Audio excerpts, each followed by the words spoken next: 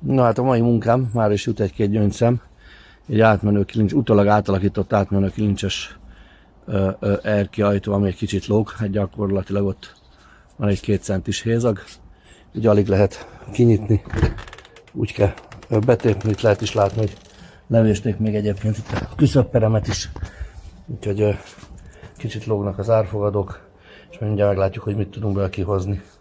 Nos, hát megküzdöttünk az ajtóval. Egyrészt kapott ugye egy új alsó pántot, 2 szántbehúzót, és egy felső pántot, mindjárt kifordul a telefon a kezemből. Ugye így gyakorlatilag simán nyílik, és mindjárt mutatom kívülről, ugye, hogy pillanat, csak hozzá kell szoknom itt a